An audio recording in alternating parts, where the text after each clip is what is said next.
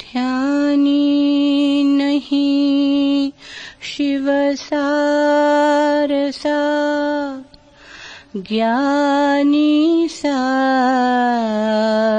गोरख रे रमेशु निस्तिरिया कोड 88 रे। हंसा तो मोती चुगे, बुगला गार तलाय, हरिजन हरिसु यूं मिल्या, जो जल में रस भाए। जुरा मरण जग जलम पुनी,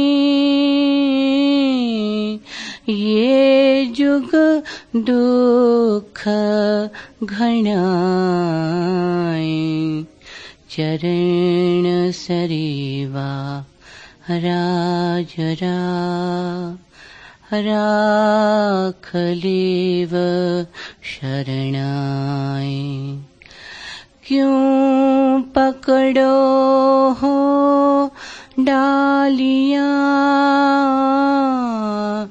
नैचे पकड़ो पैर। गौआ सीटी निस्तिरो, केता रेली भेड़। साधा में अधवेसरा, जो घासा मेला। जल बिन जोड़े क्यों बड़ो, पगा बिलू में काम। हुलका झीना पातला, जमी सो चौड़ा। जोगी ऊंचाया बसू, राई सो लाड़ा। हाँ फाल्यो हर नाव की, अमी अमल का दौर। साफी कर गुरु ज्ञान की, पियोज आठों पौर।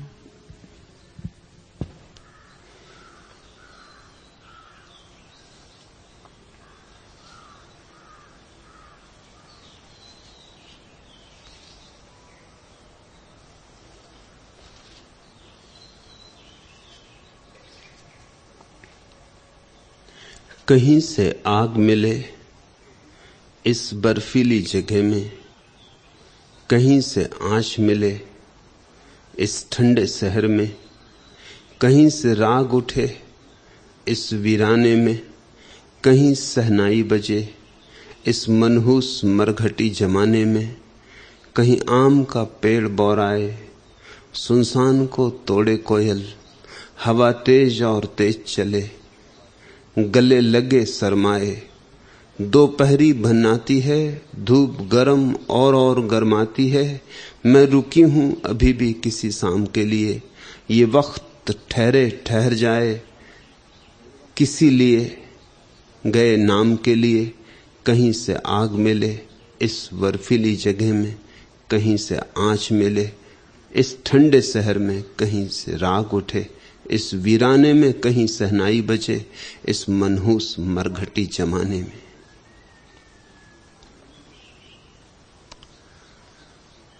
शहनाई तो सदा बजती रही, सुनने वाले चाहिए। और इस भरी दोपहरी में भी शीतल छाया के वृक्ष हैं, खोजी चाहिए। इस उत्तप्त नगर में भी शीतल छांव है,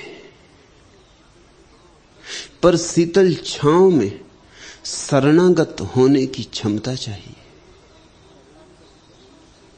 शीतल छांव मुफ्त नहीं मिलती। शहनाई बजती रहती, लेकिन जब तक तुम्हारे पास सुनने का हृदय ना हो, सुनाई नहीं पड़ती। कृष्ण के ओंठों से बांसुरी कभी उतरी ही नहीं। बांसुरी बजती ही जाती है। बांसुरी सनातन है। कभी कोई सुन लेता है तो जग जाता है, जग जाता है तो जी जाता है। जो नहीं सुन पाते रोते ही रोते मर जाते, जीते ही नहीं, बिना जिए मर जाते।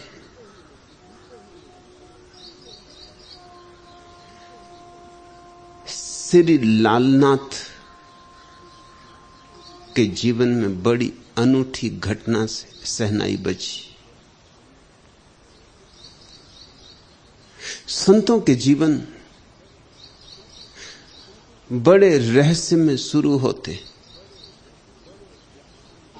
जैसे दूर हिमालय से गंगोत्री से गंगा बहती छिपी है घाटियों में, पहाड़ों में, शिखरों में, वैसे ही संतों के जीवन की गंगा भी बड़ी रहस्यपूर्ण गंगोत्रियों से शुरू होती। आकस्मिक, अकस्मात, अचानक, जैसे अंधेरे में दिया जले कि तत्क्षण रोशनी हो जाए। धीमी धीमी नहीं होती संतों के जीवन की यात्रा शुरू, सने सने नहीं। संत छलांग लेते, जो छलांग लेते हैं वही जान पाते। जो इंच इंच संभल के चलते, उनके संभलने में ही डूब जाते। मंजिल उन्हें कभी मिलती नहीं। मंजिल दीवानों के लिए है। मंजिल के हकदार दीवाने, मंजिल के दावेदार दीवाने। लाल दीवानों में दीवाने। उनके जीवन की यात्रा, उनके संतत्व की गंगा बड़े अनूठे ढंग से शुरू हुई। और तो कुछ दूसरा परिचय न है, न देने की कोई जरूरत है। हो तो भी देने की कोई जरूरत नहीं। कहां पैदा हुए, किस गांव में, किस ठाव में, किस घर द्वार में, किन मां बाप से, वह सब बातें गौण हैं और व्यर्थ हैं। संतत्व कैसे पैदा हुआ, बुद्धत्व कैसे पैदा हुआ। राजस्थान में जन्मे इस गरीब युवक के जीवन में अचानक दिया कैसे जला। अमावस कैसे एक दिन पूर्णिमा हो गई। बस वही परिचय, वही असली परिचय। न तो संत की जात पूछना, न पांत पूछना। पूछना ही मत व्यर्थ की बातें। पता ठिकाना मत पूछना। उसका पता तो एक है राम, उसका ठिकाना तो एक है राम। उसका जन्म भी वही, उसकी मृत्यु भी वही, उसके जीवन का सारा उद्घोष वही। लेकिन संतत्व की किरण कैसे उतरी, पहली किरण कैसे उतरी। फिर सूरज तो चला आता है, किरण के पीछे पीछे चला आता है, मगर पहली किरण का उतरना जरूर समझने योग्य है, क्योंकि उसी पहली किरण की तुम तलाश में हो। और तुम्हारे पास से भी कहीं ऐसा ना हो कि किरण आए और गुजर जाए और तुम पकड़ भी ना पाओ। किरण आए और नास्ती गुजर जाए और तुम्हें उसके पगों में बंधे घूंघर सुनाई ना पड़े। किरण आए और शहनाई बजाए और तुम बहरे रहे आओ, किरण आए और तुम आंख बंद किए बैठे रहो। और किरण सदा अकस्मात आती है, अनायास आती है। किरण हमेशा अतिथि है, बिना तिथि बताए आती है। न कोई खबर देती, न कोई पूर्व आगमन की सूचना देती। कब द्वार पर दस्तक दे देगा परमात्मा, कोई भी नहीं जानता। उसकी कोई भविष्यवाणी नहीं हो सकती। सिर्फ इस जगत में एक चीज की भविष्यवाणी नहीं हो सकती, वह परमात्मा और तुम्हारा मिलन। और सब तो कार्य कारण में बंधा है, इसलिए उसकी भविष्यवाणी हो सकती। सिर्फ परमात्मा प्रसाद है, कार्य कारण के पार है, इसलिए उसकी कोई भविष्यवाणी नहीं हो सकती। किसी ने सोचा भी ना होगा कि लाल के जीवन में ऐसे परमात्मा का पदार्पण होगा।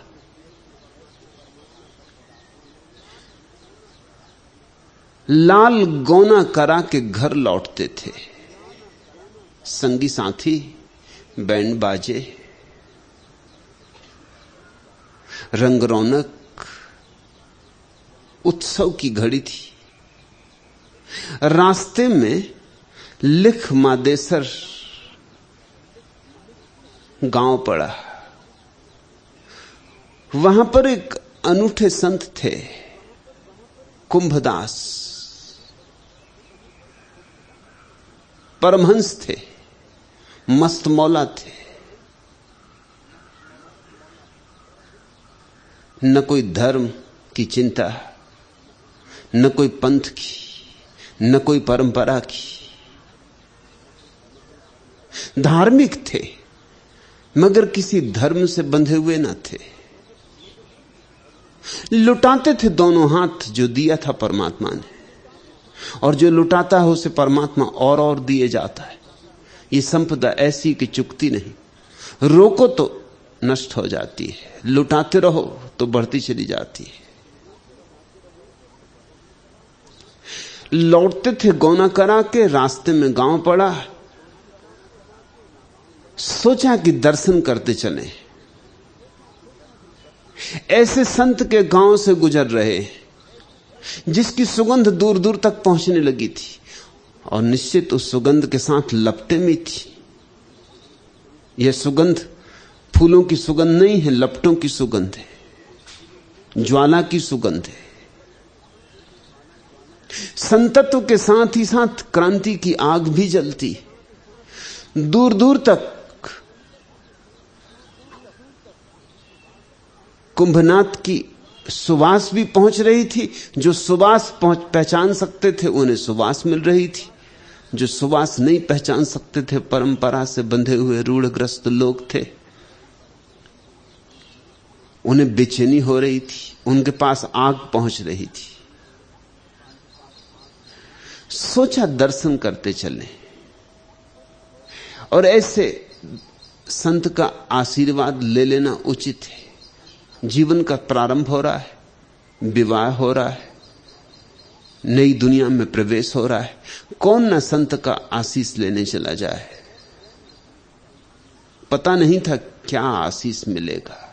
जब तुम संत के पास जाते हो तो अपने हिसाब से जाते हो, अपनी आकांक्षा, अपनी अभिलाषा। लेकिन संत जब आशीष देता है तो तुम्हारी अभिलाषाओं के हिसाब से नहीं देता, न तुम्हारी आकांक्षाओं की पूर्ति करता है। संत तो वही देता है जो दे सकता है। कूड़ा करकट नहीं देता, हीरे देता है, कंकड़ पत्थर नहीं देता, जवाहिरात देता है। लाल को अब तक अपने लाल होने का पता ही कहां था। अब तक अपने भीतर के हीरे की कोई पहचान न थी। किसी ने चौंकाया भी न था, किसी ने जगाया भी न था, किसी ने पुकारा भी न था, चुनौती भी न दी थी। सोए सोए जिंदगी गई थी, और अब ये सोने का एक और बड़ा आयोजन हुआ जा रहा था। नींद की पूरी व्यवस्था हुई जा रही थी। मूर्छा जिंदगी की आपाधापी अब पूरी तरह पकड़ने को थी। गए थे आशीष लेने, स्वाभाविक विवाह हो रहा है, नए जीवन का प्रारंभ है, इससे शुभ क्या होगा और कि किसी संत की आशीष की छाया मिले। लेकिन वहां गए तो कुछ और ही हाल पाया। कुंभनाथ जीवित समाधि लेने की तैयारी कर रहे थे। गड्ढा खोदा जा चुका था। बस प्रवेश की तैयारी थी।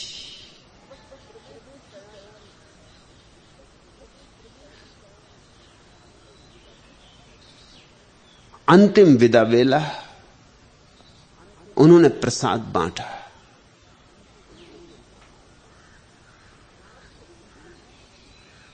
सबको प्रसाद बांट चुके। लाल को भी प्रसाद मिला। और फिर समाधि में उतरने के पहले बड़ी अनूठी बात कुंभनाथ ने कही। जोर से पुकारा, चारों तरफ देखा और जोर से पुकारा और कहा, और है कोई लेने हारा? प्रसाद तो बांट चुके थे, सभी ने ले लिया था। लाल भी ले चुके थे प्रसाद। अब यह किसी और ही प्रसाद की बात थी जो दिखाई नहीं पड़ता, जो लेने देने में नहीं आता, जो हस्तांतरित नहीं होता, मगर फिर भी छलांगे लेता है, एक हृदय से दूसरे हृदय में उतर जाता है। हाथों हाथ तो नहीं जाता, आत्माओं से आत्माओं में जाता है। खड़े होकर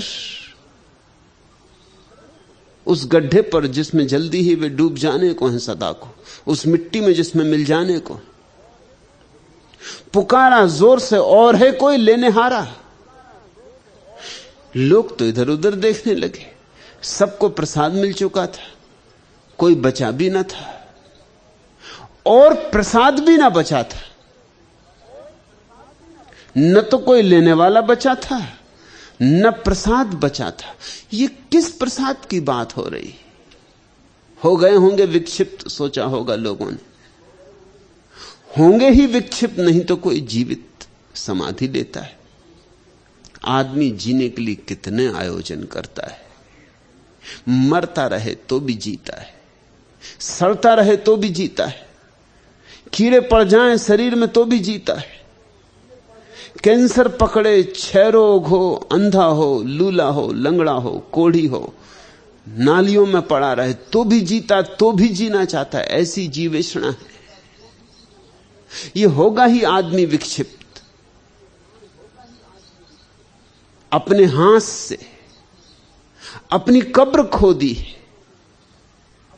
अपनी कब्र में समाने को जा रहा है। जरूर अब इसका मस्तिष्क बिल्कुल खराब हो गया है। प्रसाद बढ़ चुका, सभी को प्रसाद मिल चुका, न प्रसाद है पास, न कोई लेने वाला है। और तब यह आदमी चिल्ला रहा है कि और है कोई लेने हारा? लोग तो एक दूसरे की तरफ देखने लगे, लेकिन लाल पहुंच गए।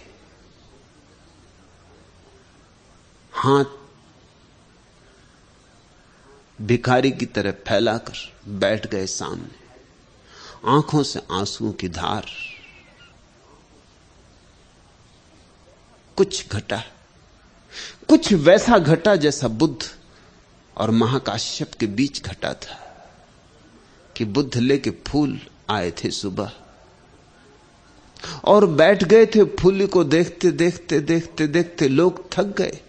लोग प्रवचन सुनने आए थे और ऐसा बुद्ध ने कभी भी ना किया था कि हाथ में फूल लेके बैठ गए और उसी को देखते रहे और लोगों को भूल ही गए। खैर 2-4 मिनट बीते तो ठीक था, घड़ी बीतने लगी, घंटा बीतने लगा, लोग बेचैन होने लगे, उद्विग्न होने लगे। ये कब तक चलेगी बात? ये समय बहुत लंबा मालूम होने लगा। ये बुद्ध को आज क्या हो गया है? और तब महाकाश्यप हंसा था, जोर से हंसा था, खिलखिला के हंसा था और बुद्ध ने आंखें उठाई थी और महाकाश्यप को कहा था कि आ मेरे पास आ, तेरी मुझे तलाश थी। जिसकी मुझे तलाश थी वो मिल गया। ये फूल ले, जो मैं शब्दों से दे सकता था वो मैंने दूसरों को दे दिया है। जो शब्दों से नहीं दिया जा सकता वो मैं तुझे देता हूं। जैसा महाकाश्यप और बुद्ध के बीच कुछ घटा था जो देखने वालों को दिखाई नहीं पड़ा था कि क्या बुद्ध ने दिया, क्या महाकाश्यप ने लिया। सदियां बीत गई हैं, अब 2500 वर्ष बीत गए हैं। बुद्ध को प्रेम करने वाले अब भी पूछते, अब भी विचार करते कि कौन सा हस्तांतरण हुआ था। फूल दिया था वह तो दिखाई पड़ा था, मगर बुद्ध ने कहा जो मैं नहीं दे सकता शब्दों से वह तुझे देता हूं। वह क्या है? शब्दों के पार, शास्त्रों के पार, न कहा जा सके जो, अनिर्वचनीय है जो, अव्याख्या है जो, वह क्या है? बुद्ध ने क्या दिया था महाकाश्यप को? लेकिन कम से कम बुद्ध ने फूल तो दिया था। कुंभनाथ और लाल के बीच तो फूल भी नहीं दिया लिया गया, कुछ दिया ही लिया नहीं गया, लेकिन प्रसाद बरसा। सहनाई बजी, धूप खो गई, प्राण शीतल हुए, संगीत जन्मा। लाल तो रूपांतरित हो गए, उस झुकने में ही रूपांतरित हो गए। लाल को पहली दफा अपने भीतर का लाल दिखाई पड़ा, पहली बार अपने भीतर के खजाने का अनुभव हुआ। जैसे इस सत्पुरुष की मौजूदगी में, इसकी रोशनी में अंधेरा टूटा, अपनी पहचान हुई, आत्म परिचय हुआ, झुक गए चरणों में। मरते मरते कुंभनाथ एक दिया जला गए, एक ज्योति जला गए, एक मसाल। जाते जाते पूछते हैं और है कोई लेने हारा? मिल गया एक लेने हारा। थे बहुत लोग, सैकड़ों लोग मौजूद थे, मगर एक ने पुकार सुनी, एक ने हाथ फैलाए, एक ने झोली फैलाई, एक झुकने को राजी हुआ तो जो झुका वह भर गया, एक मिटने को राजी हुआ तो जो मिटा वह जन्म गया। लाल की जिंदगी बदल गई, या यूं कहो लाल का पहली दफा जन्म हुआ, जिंदगी मिली। अब तक जैसे एक नींद थी, नींद भी क्या, एक दुख स्वप्न। फूल खिले, कोयल बोली, अमावस मिटी, पूर्णिमा आई, अमृत बरसा, मृत्यु गई। गया वह सब जिसे कल तक महत्वपूर्ण समझा था, और कल तक जिसकी खोज ही खबर न ली थी, उस तरफ आंख गई, उसकी पहचान हुई, अमृत से संबंध जुड़ा। एकदम जैसे भबक उठे, ज्योतिर्मय हो गए। हजारों लोगों ने यह चमत्कार देखा था। जब उठे तो दूसरा ही व्यक्ति था, जब हाथ फैलाने बैठे थे तो कोई और ही व्यक्ति था। जो बैठा था एक साधारण सा युवक था, जो भी विवाह करवा के लौट रहा है, संगी साथी हैं, बैंड बाजा है, बारात है। जब उठे तो उन आंखों में कोई गहराई थी जिसे मापने का कोई उपाय नहीं। उस चेहरे पर कुछ आभा थी जो इस लोक की नहीं।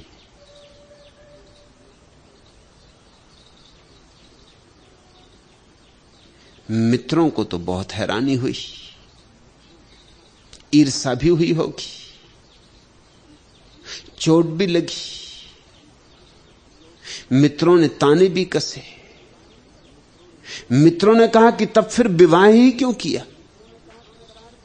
जब यही करना था तो 2 दिन पहले कर लेते। जब संन्यास्त होना था तो 2 दिन पहले हो लेते। जब ये गहरे रंग में रंगना था तो 2 दिन पहले क्या बिगड़ा था? विवाह क्यों किया? जवाब था, बेड़ा लिखिया ना टले, दिया अंट बुलाए। लाल ने कहा, विधाता ने जो लिख दिया था वह कैसे टल सकता था? फेरे लिखना हो चुका था, सो फेरे हुए। फेरे बदे थे, सो फेरे हुए। जो होना था सो हुआ। यह भी होना था, फेरों के बाद ही होना था, सो बाद में हुआ। लेकिन जब वास्तविक क्रांति घटती है तो उसके दूरगामी परिणाम होते। नव वधू लाल में हुए रूपांतरण को देख के स्वयं भी रूपांतरित हो गई।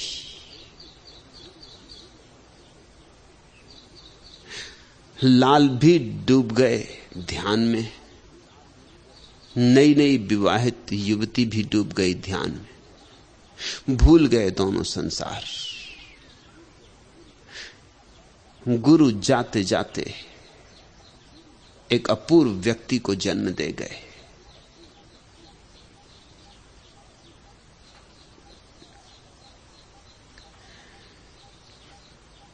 लाल के वचन सीधे सादे।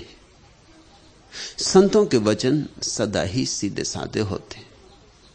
जटिलता तो पंडितों के वचनों में होती, और पंडितों के वचनों में जटिलता इसलिए होती है कि पंडितों के वचनों में सार कुछ भी नहीं होता। असार को छिपाने के लिए जटिलता का आवरण ओढ़ाना जरूरी है।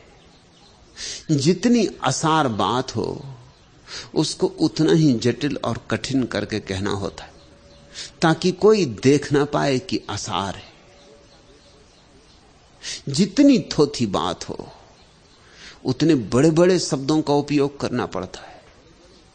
शब्दों की बड़ी सजावट में थोतापन छिप जाता है। जितना कुरूप हो वक्तव्य उतने सुंदर परिधान पहनाने होते, और जितने की गंदगी हो भीतर उतनी सुगंध छिड़कनी पड़ती।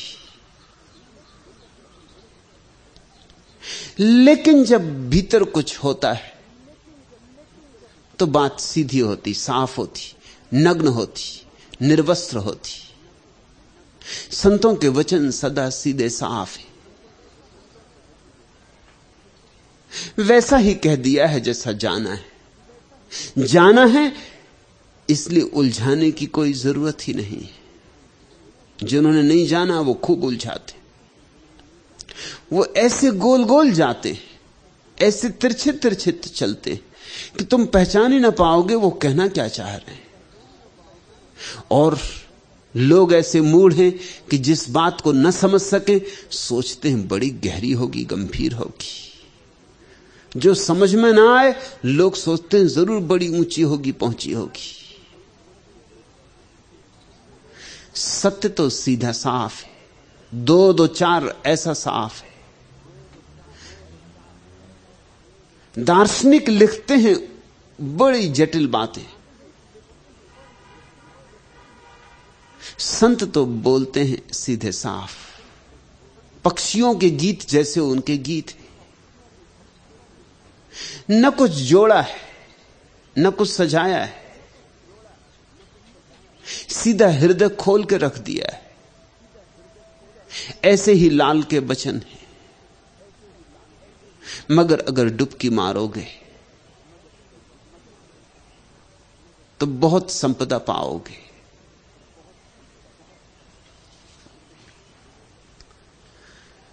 निमंत्रण सुनोगे तो एक यात्रा शुरू होगी। और है कोई लेने हारा,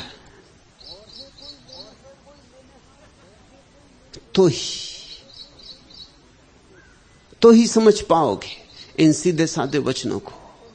ये बातें समझने की कम, लेने की ज्यादा है, सोचने की कम, पीने की ज्यादा है। अंतिम निमंत्रण आज है। वरदान पाने के लिए, निर्माण पाने के लिए युग युग तुम्हारे पास पंछी नीड़ में आता रहा। अंतिम निमंत्रण आज है। लघु श्वास के दो तार पर, विश्वास के आधार पर, जड़ विश्व के चेतन नियम हंस भूल ठुकराता रहा। अंतिम निमंत्रण आज है। संतोष पलकों से ढुलक बहता रहा था शाम तक, नीरव निशा के शून्य में दृग सिंधु यह गाता रहा। अंतिम निमंत्रण आज है। संतों का निमंत्रण सदा अंतिम निमंत्रण है। जब संसार के सब निमंत्रण चुक जाते, उनकी व्यर्थता देख ली जाती, उनकी असारता पहचान में आ जाती, तो संतों का निमंत्रण समझ में आता है। ये वचन कवियों के वचन नहीं है, ये मनोरंजन नहीं है, मनोभंजन है। ये मन को बहलाने के लिए नहीं, मन को मिटाने के लिए। साहस चाहिए, दुस्साहस चाहिए, क्योंकि ये ऊपर की यात्रा है, उतुंग शिखरों का बुलावा है। सीधा साफ पर बड़े खतरे से भरा। आखिर कुंभनाथ ने भी कोई बड़ी कठिन बात तो ना कही थी लाल को, इतना ही कहा था, और है कोई लेने हारा कि जग गए कोई तार प्राणों में सोए हुए। जैसे किसी ने वीणा झंझना दी, कि किसी ने नींद में झकझोर दिया और आंखें खुल गईं और सुबह हो गई। ऐसे ही ये वचन है। ले सको तो धन्य भागी होगे।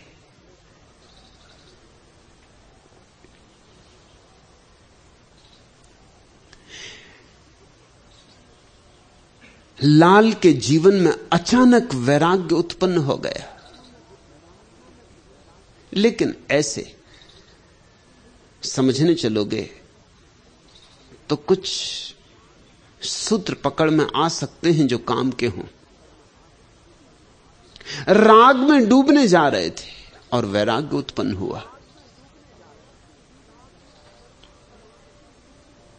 राग में उतरने को थे कि वैराग्य उत्पन्न हुआ। फंसता ही था पक्षी, पिंजड़े में उतरने को ही था, द्वार बंद होने को ही था, फिर निकलना मुश्किल हो जाता, ठिठक गया। एक बात याद रखो, जीवन में बहुत बार ऐसे क्षण होते हैं जब तुम जरा अगर चेत जाओ तो बड़ी झंझटों से बच जाओ। एक कदम और कि फिर झंझटों से बचना मुश्किल हो जाता है। झंझट पैदा हो जाए तो उसके बाहर आना कठिन। झंझट में ना जाना आसान। क्रोध में चले गए तो फिर निकलना मुश्किल। क्रोध के द्वार पर ही जाग गए, चेत गए, तो वही क्रोध करुणा बन जाता है। वासना की दौड़ में चल पड़े तो हर कदम और उलझने खड़ी करता जाता है। फिर इतनी उलझने हो जाती कि निकलना मुश्किल होने लगता है। एक झूठ बोले तो फिर 10 झूठ बोलने पड़ेंगे, क्योंकि एक झूठ को बचाने के लिए 10 झूठ जरूरी होते। फिर 10 झूठ बोले तो 100 झूठ बोलने पड़ेंगे, क्योंकि हर एक झूठ के लिए 10 झूठ चाहिए। फिर ये फैलता ही चला जाता है, इसका कोई अंत नहीं है। फिर लौटना मुश्किल हो जाता है, क्योंकि उतने झूठ जो बोले उतने झूठ प्रकट करने होंगे। फिर मन कपता है, फिर छाती बैठती।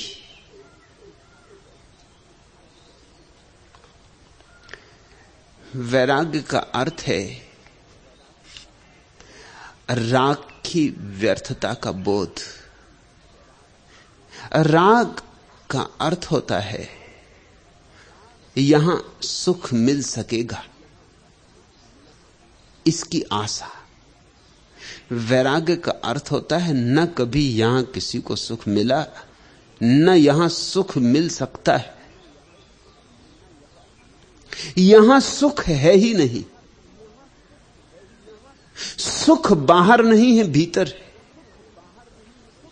सुख संबंधों में नहीं है, अंतस्तल में है। सुख धन में, पद में, प्रतिष्ठा में नहीं, ध्यान में। सुख बाहरी यात्रा नहीं है, अंतर यात्रा है। वैराग्य का अर्थ होता है बाहर की दौड़, दौड़ ही दौड़ है। चलते बहुत, पहुंचना कभी नहीं होता, मंजिल कभी नहीं आती। मार्ग बहुत लंबा और बहुत जटिल, मंजिल कभी नहीं आती। मंजिल तो नहीं आती, मौत आती। बाहर की दौड़ पर मंजिल का धोखा बना रहता है, और मंजिल के नाम से मंजिल के पीछे छिपी एक दिन मौत आती। और भीतर की यात्रा में मौत पहले ही घट जाती, क्योंकि जो मरने को राजी है वही आत्मा में प्रवेश करता है। अंतर यात्रा में मृत्यु पहले घट जाती, उसी मृत्यु का नाम सन्यास है। सन्यास मृत्यु की कला है, जीते जी मर जाने का राज। और जो भीतर चलता है मंजिल के पीछे छिपी अमृत की धार है, मंजिल के पीछे छिपा अमृत है। बाहर मंजिल के नाम से मौत धोखा दे रही। वो दिन होगा जहां के गम न होंगे, वो दिन जब इस जहां में हम न होंगे। ये नूर और नार और नगमा सब रहेंगे तेरी दुनिया में, लेकिन हम न होंगे। झुके होंगे जो उनके आस्था पर, वो कोई और होंगे, हम न होंगे। फकत यह जानने में उम्र गुजरी, वो कैसे और कब बरहम न होंगे। बहुत होंगे मेरे अरमान पूरे, मेरे अरमान फिर भी कम न होंगे। चले हैं अश्क एक बाल एक गुनह को, गुनाह उनके मगर यूं कम न होंगे। यहां चले चलो, दौड़े चलो, एक वासना पूरी नहीं हो पाती और 10 को जन्म दे जाती। यहां आदमी भिकमंगे ही रहते हैं और भिकमंगे ही मरते। खाली हाथ आते हैं, खाली हाथ जाते। एक और मजा, आते हैं तब कम से कम मुट्ठी बंदी होती, जाते हैं तब मुट्ठी भी खुल जाती। यहां जो पास होता है वो भी लुटा के लोग जाते। यहां लाल पत्थर होके जाते, जबकि यहां पत्थरों को लाल होके जाना चाहिए। इन वचनों को पीना, ये वचन रसायन है। ध्यानी नहीं शिव सारसा, ज्ञानी सा गोरख। ररे रमे सुनिस्तरियां, कोड़ 88 रीख। लाल कहते ध्यानी नहीं शिव सारसा, शिव जैसा ध्यानी नहीं। ध्यानी हो तो शिव जैसा हो। क्या अर्थ है?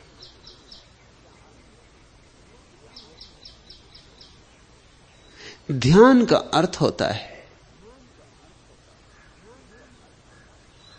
न विचार, न वासना, न स्मृति, न कल्पना। ध्यान का अर्थ होता है भीतर सिर्फ होना मात्र। इसलिए शिव को मृत्यु का विध्वंस का, विनाश का देवता कहा है, क्योंकि ध्यान विध्वंस है। विध्वंस है मन का। मन ही संसार है, मन ही सृजन है, मन ही सृष्टि है। मन गया कि प्रलय हो गई।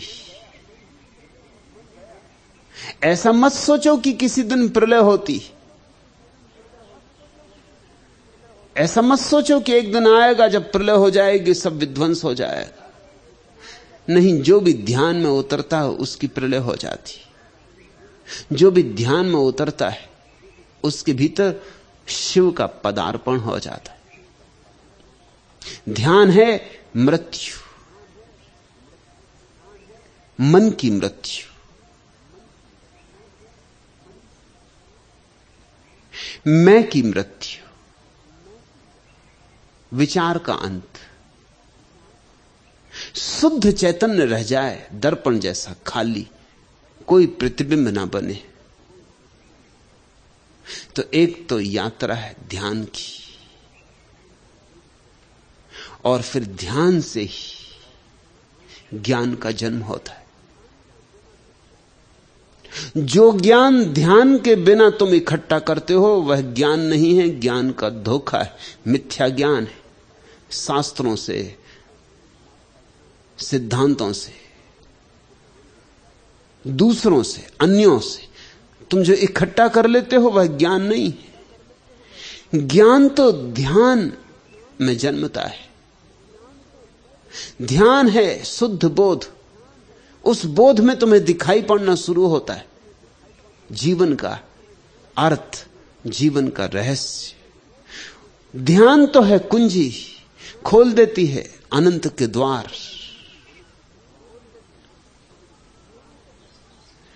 ध्यानी नहीं शिव सारसा, ज्ञानी सा गोरख। और लाल कहते हैं न तो आज दिखाई पड़ते हैं ध्यानी जिन्होंने शिव को निमंत्रण किया हो, जो शिव जैसे हो गए हों। हां, शिव की प्रतिमाएं पूजी जा रही, गांव गांव, घर घर शिव के आराधन पूजन के आयोजन चल रहे हैं। जितनी शिव की प्रतिमाएं हैं उतनी तो किसी और की नहीं। सरल भी है, कहीं से भी गोल पत्थर ढूंढ के रख दो किसी भी झाड़ के नीचे और शिव की प्रतिमा निर्मित हो गई। शिवलिंग कहीं से भी ढूंढ लाओ और किसी भी पेड़ के नीचे बिठा दो, छप्पर की भी कोई जरूरत नहीं। शिव की जगह जगह पूजा हो रही, लेकिन शिव पूजा की बात नहीं है, शिवत्व उपलब्धि की बात है। वो जो शिवलिंग तुमने देखा है बाहर मंदिरों में, वृक्षों के नीचे, तुमने कभी ख्याल नहीं किया उसका आकार ज्योति का आकार है। जैसे दिए की ज्योति का आकार होता है। शिवलिंग अंतर ज्योति का प्रतीक है। जब तुम्हारे भीतर का दिया जलेगा तो ऐसी ही ज्योति प्रकट होती, ऐसी ही शुभ्र, यही रूप होता उसका। और ज्योति बढ़ती जाती, बढ़ती जाती, और धीरे धीरे ज्योतिर्मय व्यक्ति के चारों तरफ एक आभा मंडल होता है। उस आभा मंडल की आकृति भी अंडाकार होती।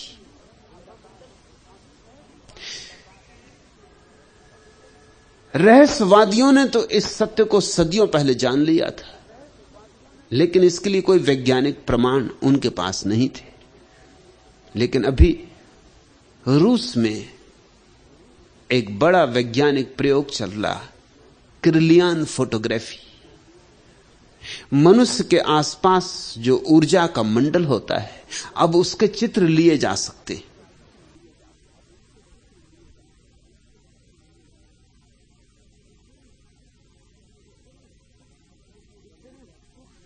इतने सूक्ष्म फिल्में बनाई जा चुकी हैं जिनसे न केवल तुम्हारी देह का चित्र बन जाता है, बल्कि देह के आसपास जो विद्युत प्रकट होती है उसका भी चित्र बन जाता है। और किरलियान चकित हुआ है, क्योंकि जैसे जैसे व्यक्ति शांत होकर बैठता है वैसे वैसे उसके आसपास का जो विद्युत मंडल है उसकी आकृति अंडाकार हो जाती। उसको तो शिवलिंग का कोई पता नहीं है, लेकिन उसकी आकृति अंडाकार हो जाती। शांत व्यक्ति जब बैठता है ध्यान में तो उसके आसपास की ऊर्जा अंडाकार हो जाती। अशांत व्यक्ति के आसपास की ऊर्जा अंडाकार नहीं होती, खंडित होती, टुकड़े टुकड़े होती। उसमें कोई संतुलन नहीं होता, एक हिस्सा बड़ा एक हिस्सा छोटा,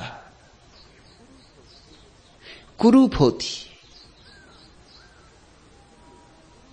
शिवलिंग ध्यान का प्रतीक है, वो ध्यान की आखिरी गहरी अवस्था का प्रतीक है। और जिसने ध्यान जाना हो उसके ही भीतर गोरख जैसा ज्ञान पैदा होता है। संतों की परंपरा में गोरख का बड़ा मूल्य है, क्योंकि गोरख ने जितनी ध्यान को पाने की विधियां दी उतनी किसी ने नहीं दी। गोरख ने जितने द्वार ध्यान के खोले किसी ने नहीं खोले।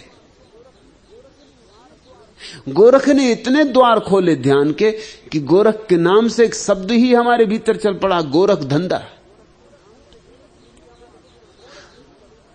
गोरख ने इतने द्वार खोले कि लोगों को लगा कि तो बड़ी उलझन की बात हो गई। गोरख ने एक आध द्वार नहीं खोला, अनंत द्वार खोल दिए।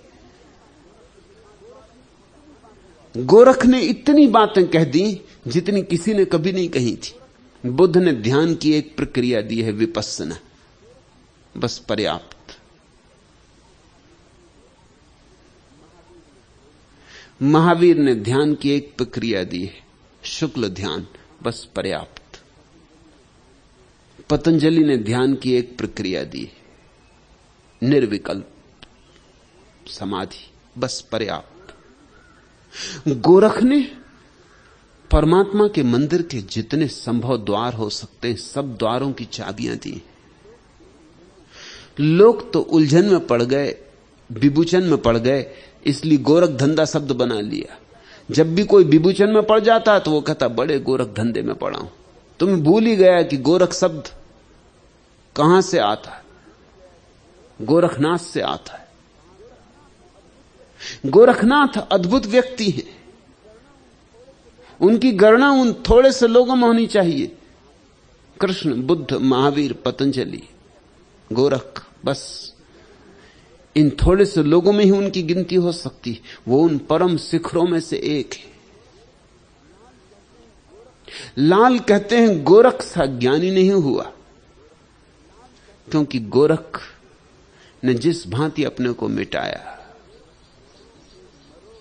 गोरख कहते हैं मरो है जोगी मरो, मरो मरण है मीठा, तिस मरणी मरो, जिस मरणी मर गोरख दीठा। कहते हैं योगियों मरो, क्योंकि मरने के सिवाय और कोई उपाय नहीं। अहंकार को गलाओ, जलाओ, भस्मीभूत कर दो। मरो है जोगी मरो, क्योंकि मृत्यु से ही तुम अमृत पा सकोगे। मरो मरण है मीठा। गोरख कहते हैं इससे बड़ी कोई मीठी अनुभूति नहीं है दुनिया में। अहंकार के जाने पर मिठास ही मिठास छूट जाती। अहंकार कड़वा है, नीम सा कड़वा है। अहंकार जहर है और हम उसी जहर से भरे जीते, उसी को हम जिंदगी कहते। फिर स्वभावतः हमारी जिंदगी में अगर सिवाय दुख, पीड़ा और कांटों के कुछ भी नहीं होता तो आश्चर्य नहीं। फिर अगर हमारा जीवन एक नर्क की कथा ही होती तो कुछ आश्चर्य नहीं। गोरख कहते हैं मरो मरण है मीठा। काश तुम मर सको तो तुम इस जगत के अपूर्व मिठास को उपलब्ध हो जाओ, मगर मरने की कला है। तिस मरणी मरो, उस मरण को सीखो जिस मरणी मर गोरख दीठा। गोरख भी मरा और मर के उसने देखा, मर के पाया, मिट के पाया। बूंद जब मिट जाती तो सागर हो जाती, और बीज जब मिट जाता तो वृक्ष हो जाता है। फिर आता है वसंत और खिलते हैं फूल और पक्षी गीत गाते और सूरज की किरणें नाचती और वृक्ष बदलियों से गुफ्तगू करता है और फिर बहुत कुछ होता है। फिर रास रचता है जीवन का, उत्सव होता है। लेकिन पहले मरना होता बीज को। गोरख मरे, ध्यान में डूबे। गोरख ने पहले शिव को निमंत्रित कर लिया, विध्वंस के देवता को। ध्यान में जाना अर्थात शिव को निमंत्रण देना है कि आओ और मुझे मिटाओ। और जो मिट गया उसके भीतर ज्ञान का जन्म होता है। जो मिट गया उसके भीतर ज्ञान की धारा उठती। मोहम्मद मिटे तो कुरान जन्मा, वेद के ऋषि मिटे तो वेद जन्मे। उपनिषद किनसे गाए गए? उनसे गाए गए जो मिट गए थे। ऐसे ही गीता, ऐसे ही बाइबल, ऐसे ही धम्मपद। इस जगत में जो भी अनूठे गीत उतरे वे उनसे उतरे हैं जो बांस की पोली पोंगरी हो गए थे, जिन्होंने अपने को बीच से बिल्कुल हटा लिया था और जिन्होंने कहा परमात्मा को कि तुझे जो गाना होगा हम बाधा ना देंगे। अगर कुछ भूल चूक होगी तो हमारी होगी, अगर कुछ ठीक होगा तो बस तेरा, सब ठीक तेरा, सब भूलें हमारी। जो बिल्कुल हट गए उनसे ज्ञान जन्मा। ज्ञान किताबों से नहीं मिलता, ज्ञान अध्ययन से नहीं मिलता, मनन से नहीं मिलता, चिंतन से नहीं मिलता। पांडित्य मिलता है अध्ययन मनन चिंतन से, ज्ञान तो ध्यान से मिलता है। इसलिए मौलिक अर्थों में तो ध्यान ही ज्ञान है। रमे रमेसु निस्तरिया, राम में जो रम जाए पूरा का पूरा, ऐसा रम जाए कि अलग बचे ही नहीं, न दिन न रात का भेद रह जाए। 24 घंटे रमा रहे राम में, क्षण भर की दूरी ना हो, कण भर की दूरी ना हो। वही साधु है। कोड़ 88 रीख, ऐसे तो करोड़ों साधु सन्यासी हैं, उनका कोई मूल्य नहीं है। 2 कौड़ी भी उनका मूल्य नहीं है। मूल्य उसका है जो ध्यान में उतर जाए और ज्ञान के मोतियों को ले आए। मूल्य उसका है जो डुबकी मारे ध्यान के सागर में और ले आए मोतियों को भरकर।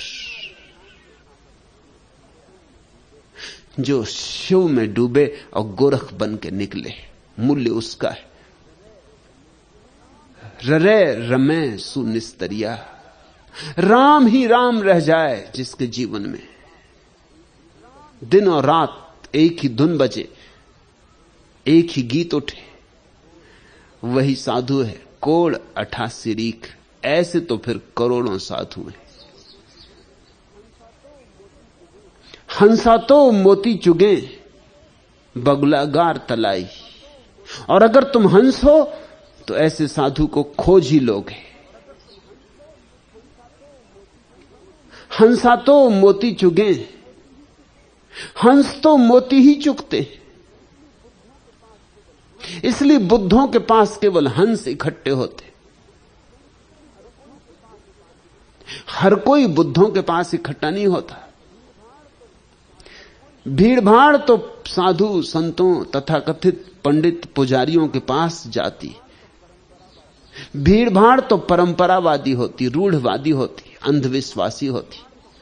भीड़ भाड़ तो अंधों के साथ चलती, क्योंकि खुद अंधे हैं, अंधों से उनका तालमेल बैठता है।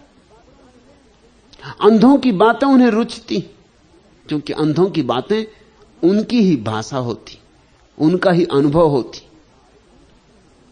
भीड़ भाड़ तो भेड़ चाल चलती। बुद्धों के पास नहीं फटकती। बुद्धों के पास तो सिर्फ साहसी, जीवन को दांव पर लगाने वाले लोग, और है कोई लेनेहारा, ऐसी आवाज की चुनौती को स्वीकार करने वाले लोग। बस थोड़े से लोग ही बुद्धों के पास इकट्ठे होते, थोड़े से ही हंस हैं इस जगत में, बगुलों की भीड़ है। हंसा तो मोती चुगे बगुला गार तलाई, बगुले तो कीचड़ में बैठे रहते, कहीं भी गंदे तालाबों की कीचड़ के पास बैठे रहते, लगते हंसों जैसे ही है और बड़े भगत भी मालूम होते। बगुले को देखा,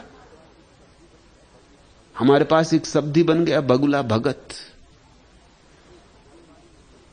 सदियों सदियों में बगुले को हमने देखा है, बड़े भक्तिभाव से खड़ा होता।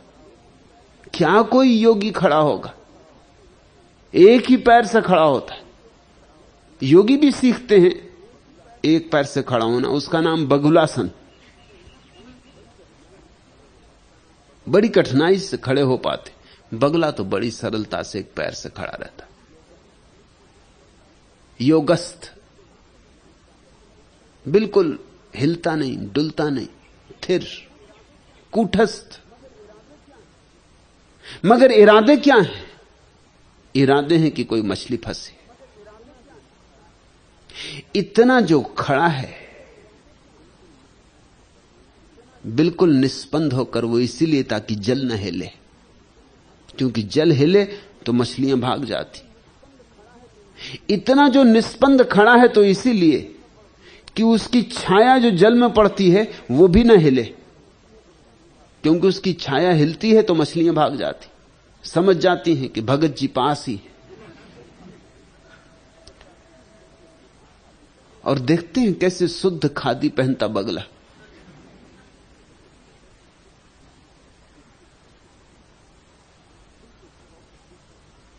बिल्कुल 100% शुद्ध खादी पहनता है।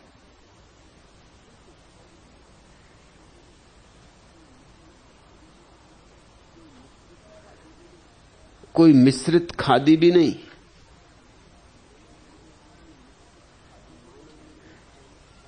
कि मानव निर्मित किन्हीं रासायनिक धागों को उसमें जोड़ दिया गया हो।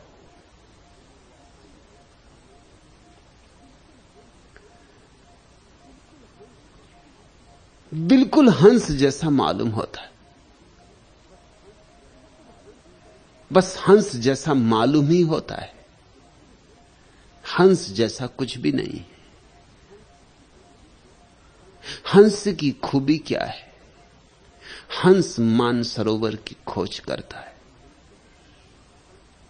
देखते हो, हमने हंसों की उस परम झील को, जो दूर हिमालय के पवित्र शांत अदूषित वातावरण में मानसरोवर कहा है, सोच के कहा है, क्योंकि ऐसे ही जो हंस हैं वो भीतर की मानसरोवर को खोजते हैं, जहां मन समाप्त हो जाता है और चेतना का सागर ही लहराता रह जाता है, जहां मन की सारे दूषण, गंदी हवाएं विदा हो गई हों, और जहां अछूती कुंवारी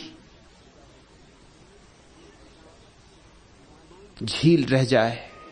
मानसरोवर उसी का नाम है, वो तुम्हारे भीतर है। हिमालय के पहाड़ तुम्हें भी अपने भीतर चढ़ने होंगे, तो ही तुम उस मानसरोवर को खोज पाओगे। और वहां मोतियों से भरी है झील। मोती ही हंस के योग्य। इस संसार से जो तृप्त हो जाता है, समझ लेना कि बगुला है। कीचड़ से तृप्त हो गया, कमल से पहचान ही न हुई। हंसा तो मोती चुगे बगुला गार तलाई, हरिजन हरसू यूं मिलिया ज्यों जल में रस भाई। और जैसे जल में जल मिल जाता है, ऐसे ही हरिजन वही है जो हरि से मिल गया। महात्मा गांधी ने शूद्रों को हरिजन कह के शूद्रों की तो प्रतिष्ठा बढ़ाने की कोशिश की, लेकिन एक बात भूल गए कि हरिजन शब्द की प्रतिष्ठा खो गई। शूद्रों की बढ़ी के नहीं प्रतिष्ठा कहना मुश्किल है, क्योंकि क्या फर्क पड़ता है? तुम चाहे शूद्र कहो, अछूत कहो, चाहे हरिजन कहो, बात वही की वही। पहले लोग शूद्रों को जला रहे थे, अब हरिजनों को जला रहे हैं। पहले लोग शूद्रों को मार रहे थे, अब हरिजनों को मार रहे हैं। पहले लोग शूद्रों के विरोध में थे, अब हरिजनों के विरोध में। उससे क्या फर्क पड़ता? नाम बदलने से कहीं कुछ फर्क पड़ता है? लेकिन अक्सर हम ऐसे ही ऊपर के रूपांतरण को बड़ी क्रांतियां समझ लेते कि गांधी ने गजब किया कि शूद्रों को हरिजन कह दिया। लेकिन हरिजन बड़ा कीमती शब्द है। ये तो बुद्धों के लिए उपयोग किया जाता है, जो हरि में रम रहे। इसको राजनीति में घसीट के, इसको समाज की क्षुद्र समस्याओं में घसीट के इस बहुमूल्य शब्द को नष्ट कर दिया। अब अगर कहो कि बुद्ध हरिजन है तो लोगों को शक होगा कि क्या शूद्र है। कहो कि कबीर हरिजन है, कि कृष्ण हरिजन है, तो लोग नाराज हो जाएंगे, मुकदमे चलाने लगेंगे कि मैंने कृष्ण को हरिजन कहा, क्योंकि हरिजन का अर्थ ही खराब कर दिया। एक परम पावन शब्द को आकाश से उतार के धूल में गिरा दिया। ले आए मानसरोवर का शब्द और डाल दिया गांव की कीचड़ में, किसी गंदे तालाब के किनारे। हरिजनों को तो कुछ लाभ नहीं हो गया। हरिजन तो वही के वही, हरिजन कहो या कुछ कहो, नामों से कहीं फर्क पड़े, लेकिन नामों से धोखे पैदा हो जाते। हम गलत चीजों को ठीक ठीक नाम दे देते हैं और धोखा खा लेते। कोई मर जाता है तो हम कहते हैं महायात्रा। अब महायात्रा कहने से कुछ फर्क पड़ता है?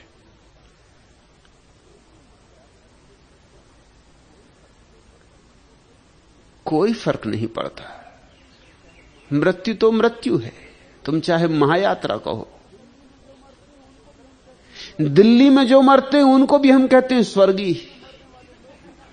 अगर दिल्ली में मरने वाले लोग भी स्वर्गीय होते हैं तो नरक खाली पड़ा होगा। फिर नरक का क्या होगा?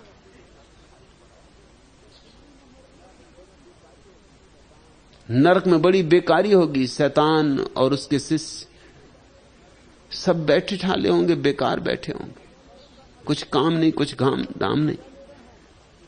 स्वर्ग का मजा ले रहे होंगे क्योंकि विश्राम कर रहे होंगे, और काम ही क्या है। जो मरा उसको हम स्वर्गीय कहते, स्वर्गीय कह के हम ढांक लेते। हम शब्दों में बड़े जादूगर हैं, और हम शब्दों से किसको धोखा दे रहे हैं? कांटे को गुलाब कहोगे तो कांटा गुलाब हो जाएगा।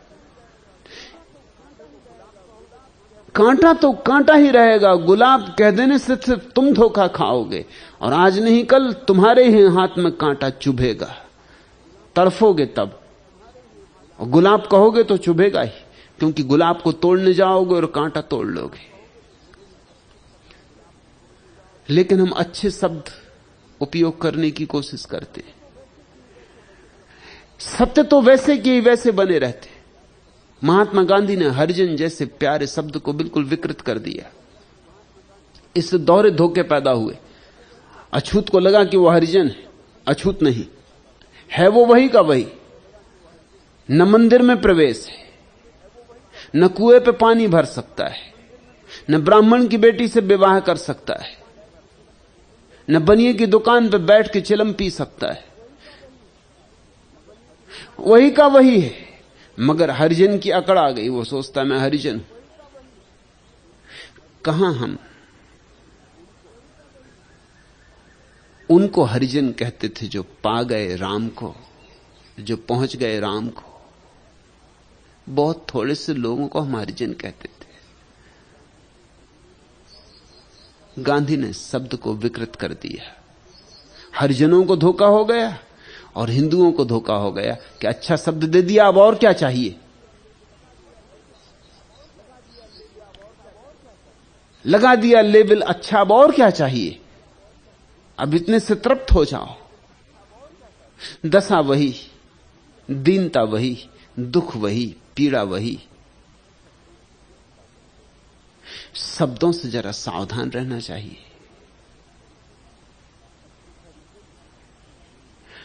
हरिजन हरसू यू मिल्या। हरिजन तो वह है जो हरि से इस भांति मिल गया जैसे जल में जल को डाल दो और दोनों जल एक हो जाएं, जैसे नदी सागर में उतरे और एक हो जाए।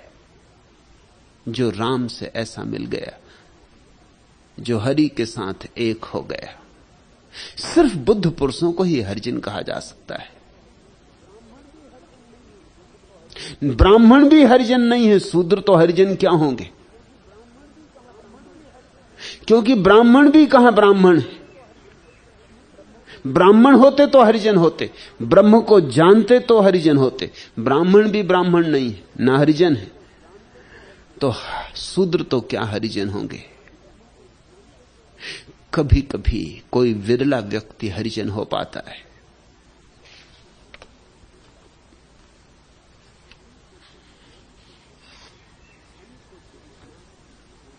हमको दुष्नाम की खू है, तू मगर देख कहीं, शहद ओंठों का तेरे जहरे हलाहल न बने। तुंदिए शौक में तूफान से लड़ने वाले, मसलहत कोशिए शाहिल तेरी मंजिल न बने। जिस सफीने के मुकद्दर में तला तुम ही नहीं, वो सनासाए रमूज लब ए शाहिल न बने। चाराए दर्द ए जिगर मरहम आजार बने, जो नजर तेरी खुदारा सम्मे कातिल न बने। हाय क्या द्वार है पहलू में धड़कती हुई शय, संग या खार बने दर्द भरा दिल न बने। अपनी किस्मत को सराहे या गिला करता रहे, जो कभी तीर नजर का तेरे घायल न बने। जो परमात्मा की आंख से घायल होता है, जो कभी उसके तीर से घायल होता है, वह हरिजन है। जो कभी तीर नजर का तेरे घायल न बने, जो खोल देता अपने हृदय को परमात्मा के लिए।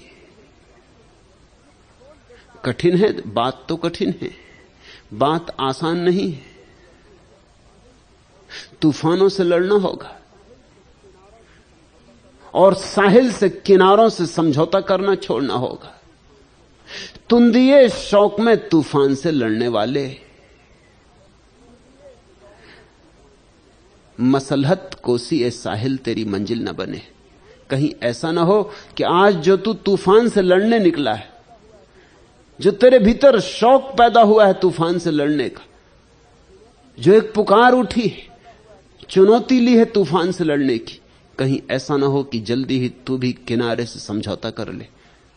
किनारे की सुविधाएं, किनारे की सुरक्षाएं, किनारे की राहतें हैं, और इसलिए तो अधिक लोग किनारों के साथ समझौता कर लिए। धर्मों के साथ, मंदिरों मस्जिदों के साथ, पंडित पुरोहितों के साथ तुम्हारे समझौते तूफान से बचने की तरकीबें। तुमने अपनी नाव किनारों से बांध दी, खूब जंजीरों से बांध दी। निश्चित ही किनारों से बंधे रहोगे तो नाव डूबेगी नहीं, लेकिन नाव का डूबना ना अपने आप में कोई मूल्य तो नहीं। नाव डूबे ना, इतने के लिए ही तो नाव नहीं, नाव तो तिरने के लिए। तिरो तो कुछ अर्थ है, और जिसे तिरना है उसे तूफानों से टक्कर लेना सीखना ही होगा। और बिना तूफानों की कोई नाव है, और बिना तूफानों की टक्कर लिए कोई नाव कभी मजबूत होती, कोई प्राण कभी मजबूत होते। जिस सफीने के मुकद्दर में तला तुम ही नहीं, वो सनासाए रमूज लब ए साहिल न बने। जिस नाव की जिंदगी में तूफान नहीं है, जिस नाव के भाग्य में तूफान नहीं, वो अभागी है। और स्वभावता जो किनारों से बंध के बैठ गए, उनसे ज्यादा अभागे लोग और नहीं है, क्योंकि दूसरा किनारा तो उन्हें मिलेगा ही नहीं। दूसरा किनारा जो कि परमात्मा है। और जो किनारों से बंध के बैठ गए हैं वो डूबेंगे ही नहीं, जल से जल कभी मिलेगा ही नहीं। हरिजन का उनके भीतर जन्म नहीं होगा।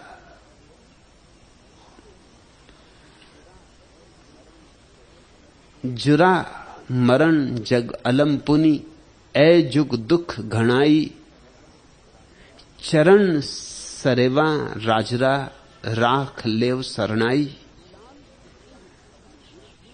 लाल कहते हैं अपने गुरु से, जब गुरु ने पुकार दी और है कोई लेनेहारा, तो लाल कहते हैं कि जरा मरण, दिखाई पड़ गया मुझे कि बुढ़ापा है, फिर मौत है, फिर आना है, यही चक्कर है जन्म का और मरण का, और ये जीवन सिवाय दुख के और कुछ भी नहीं। उसे एक पुकार में दिख गया।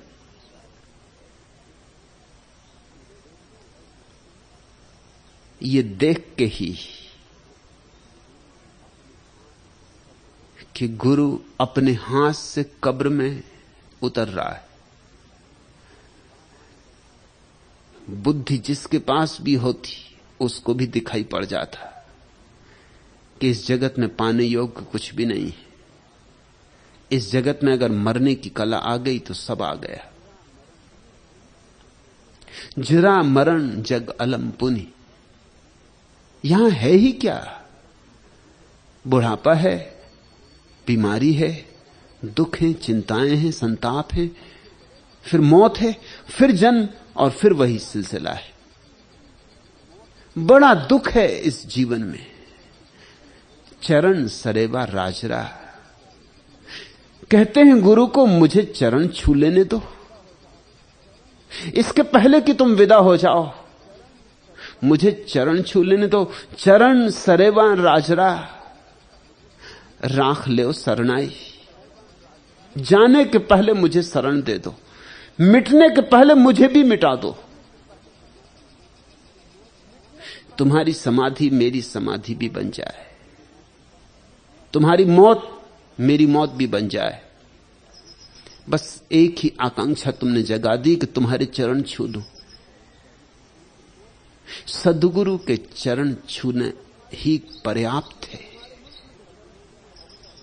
मगर हमारे मुल्क में तो चरण छूना औपचारिकता हो गई। तुम तो जहां जाओ वहीं हर किसी के चरण छूते हो। चरण छूना एक शिष्टाचार हो गया।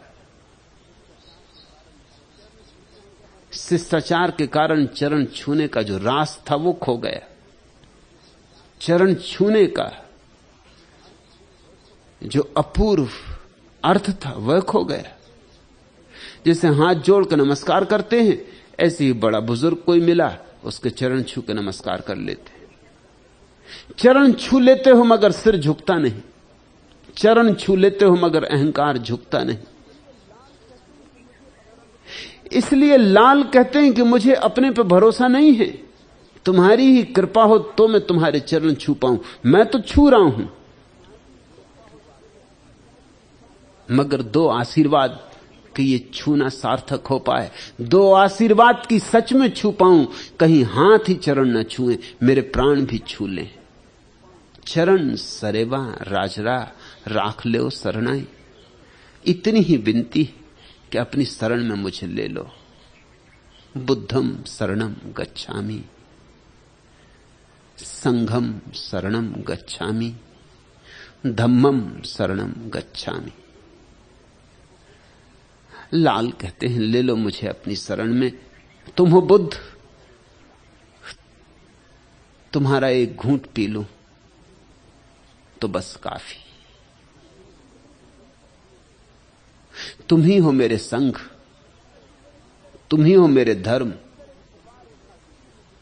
तुमने मेरे भीतर एक पुकार उठा दी, तुमने मुझे चौंका दिया, तुमने मुझे जगा दिया। अब मुझे छोड़ मत देना। क्यों पकड़ो हो डालियां, नहचे पकड़ो पेड़। गौवा सेती निस्तरो के तारली भेड़। कहते हैं लोगों को मैं देखता हूं तो डालियां पकड़ रहे हैं।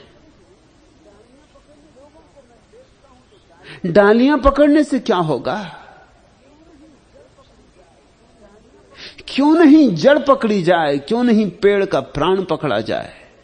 अब तुम मिल गए मुझे, पेड़ के प्राण मिल गए, तुम जड़, अब तुम्हें छोड़ूंगा नहीं। लोग सिद्धांतों को पकड़ रहे हैं, कोई हिंदू, कोई मुसलमान, कोई ईसाई।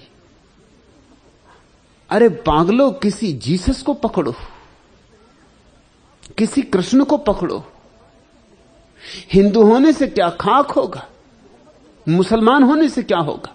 किसी मोहम्मद को पकड़ो। कहीं जहां ज्योति जलती हो, जहां अलख जगा हो, उन चरणों को पकड़ो।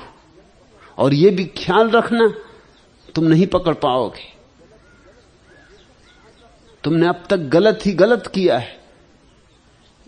इसलिए यह भी प्रार्थना कर लेना कि आशीर्वाद दो कि मैं तुम्हारे पैर पकड़ूं, मुझे पकड़ लेने दो, मुझे पकड़ा दो, हाथ में हाथ लेके मुझे पकड़ा दो।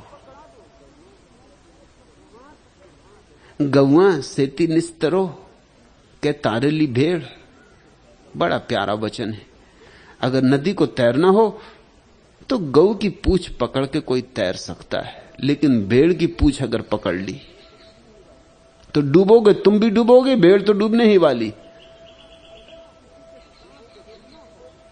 अगर किसी के साथ तिरना हो तो किसी को पकड़ो, किसी बुद्ध को, किसी महावीर को, किसी जरथुस्त्र को, किसी कबीर को, किसी नानक को। क्या भेड़ों को पकड़ रहे हो? भेड़ प्रतीक है भीड़ का। भीड़ की चाल भेड़ चाल है।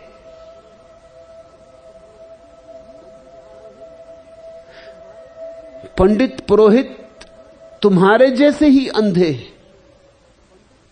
उनके पास भी आंख नहीं और उनको तुम पकड़े हो। नानक कहते अंधा अंधा ठेलिया, दोनों कूप पड़ंत। अंधे अंधों को ठेल रहे हैं, अंधे अंधों का मार्गदर्शन कर रहे हैं। दोनों कुओं में गिर रहे हैं, गिरेंगे ही। कब तक बचेंगे, कहां तक बचेंगे? मगर कतारें हैं। तुम अपने से आगे वाले को पकड़े हो, तुमसे आगे वाला उससे आगे वाले को पकड़े है। अगर मैं तुमसे पूछूं कि तुम हिंदू क्यों हो, तुम कहते हो मेरे पिता हिंदू, मेरे मां हिंदू। उनसे पूछो कि वो हिंदू क्यों हो, वो कहते हैं हमारे पिता हिंदू थे, हमारी मां हिंदू थी। ऐसे तुम परंपरावत, रूढ़िग्रस्त, अंधविश्वास से भरे सोचते हो किसी दिन परमात्मा को उपलब्ध हो सकोगे, उस पार जा सकोगे। किसी जलते हुए दिए का सहारा लो। ये बुझे दिए काम ना आएंगे, और मंदिर मस्जिदों में बुझे दिए। किसी सद्गुरु को पकड़ो, मगर सद्गुरु को पकड़ना हिम्मत की बात है।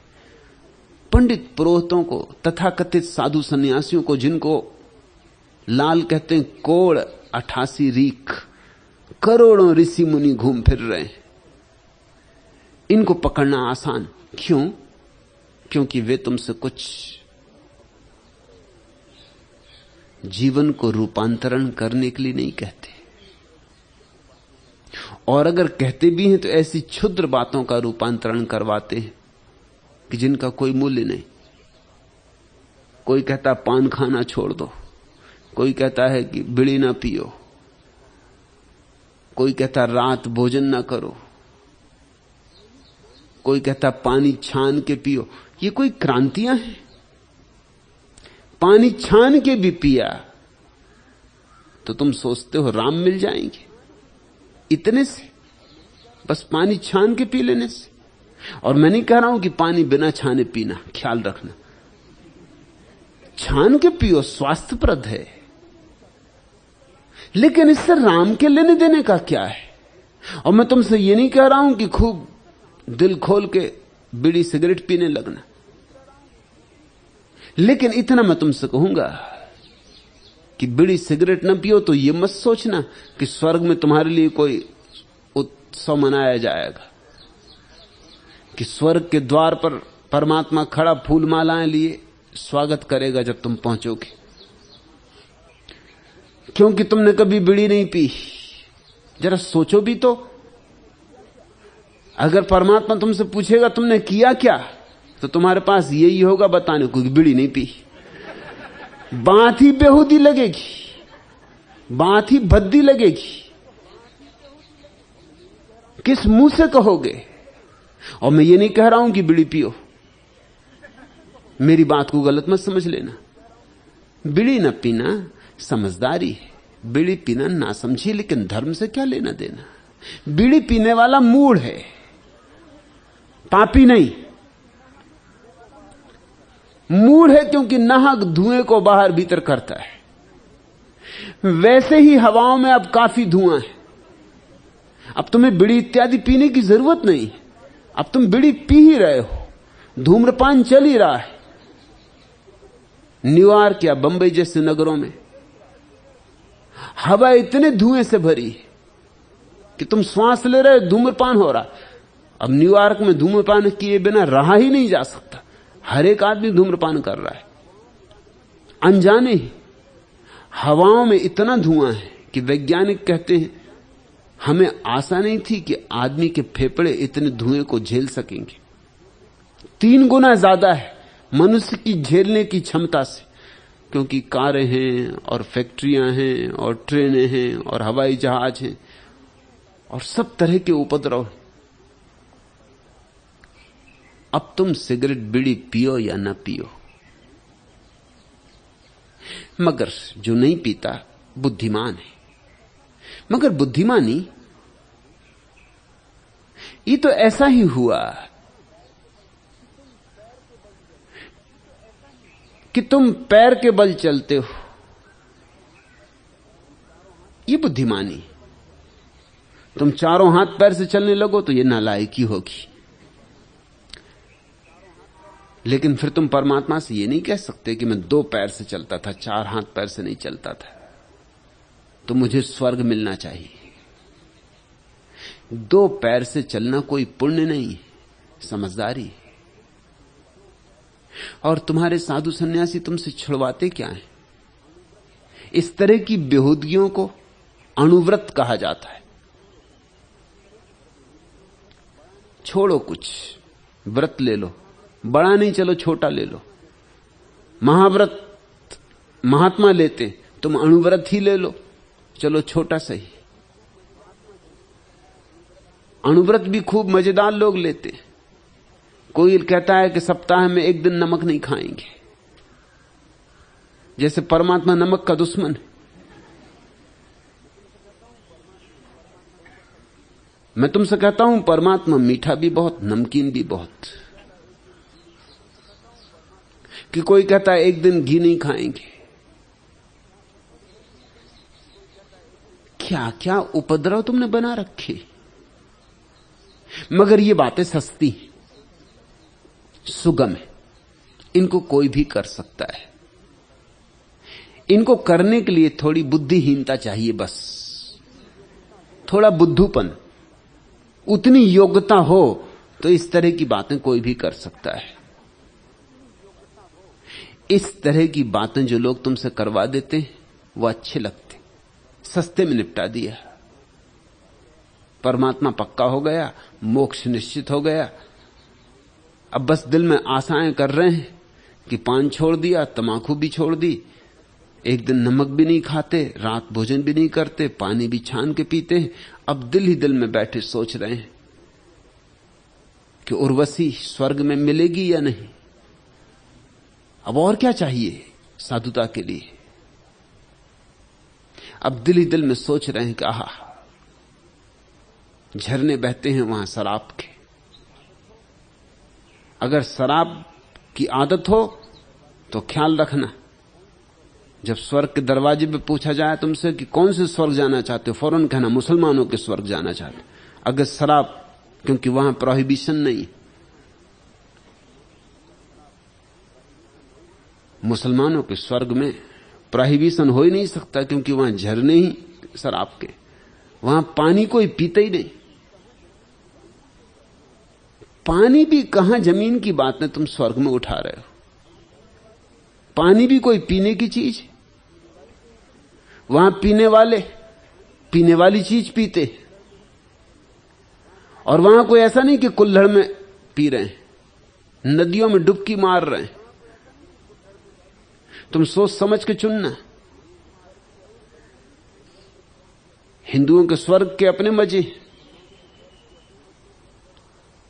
मुसलमानों के स्वर्ग के अपने मजे, यहूदियों के स्वर्ग के अपने मजे।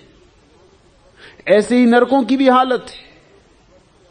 मैंने सुना है एक आदमी था तो भारतीय, लेकिन जीवन भर रहा जर्मनी में। जब मरा तो नरक के द्वार पर उससे पूछा गया कि तुम किस नरक जाना चाहते हो, क्योंकि तुम्हारे संबंध में दुविधा है। पैदा तुम भारत में हुए, रहे तुम जर्मनी में, तो तुम्हारे लिए विकल्प है, तुम चुन सकते हो, या तो जर्मनों का स्वर्ग, जर्मनों का नरक, या भारतीयों का नरक। आदमी सोच विचार वाला था, उसने पूछा कि दोनों में फर्क क्या है। उनका फर्क कुछ भी नहीं है। दोनों में आग में जलाए जाओगे, दोनों में मार पड़ेगी, दोनों में पीटे कूटे जाओगे, दोनों में सताए जाओगे, सब एक सा ही है, कोई फर्क नहीं। तो उसने पूछा फिर चुनाव के लिए क्यों पूछते हो? उसने कहा तुम मेरी सलाह अगर लेते हो तो थोड़े से फर्क हैं। जैसे भारतीय नरक में किसी दिन माचिस ही नहीं मिलती, माचिस भी हो तो लकड़ी नहीं जलती, गीली लकड़ी, मगर जर्मन नरक में ऐसी भूल चूक नहीं होती। भारतीय नरक में मारने वाले सो जाते, झपकी खाते। जर्मन नरक में ऐसा नहीं होता।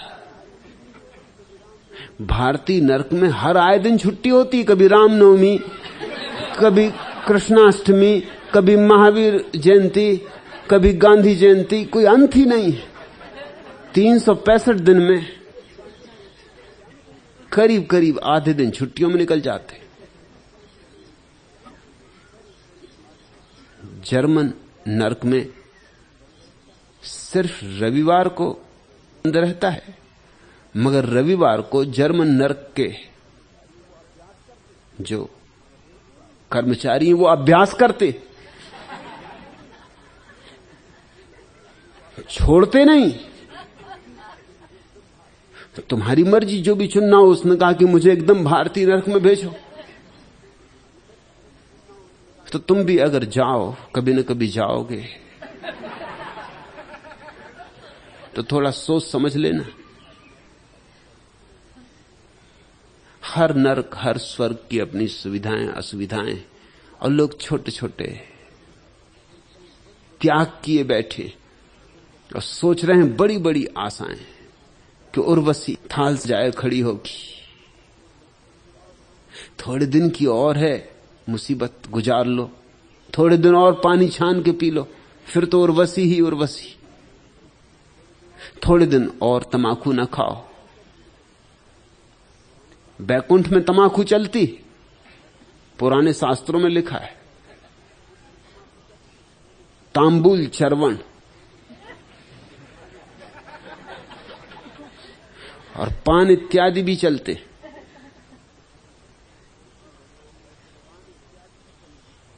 विष्णु भगवान बैठे रहते हैं और लक्ष्मी जी पान बनाती रहती।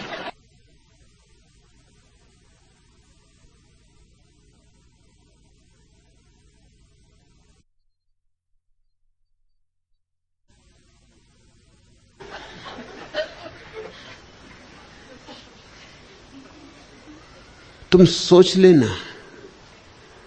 और इसी तरह के लोग हिसाब लगा रहे हैं। इसलिए अंधों के पीछे चलना सुगम हो जाता है, क्योंकि अंधे तुम्हें सब तरह की सुविधाएं देते हैं।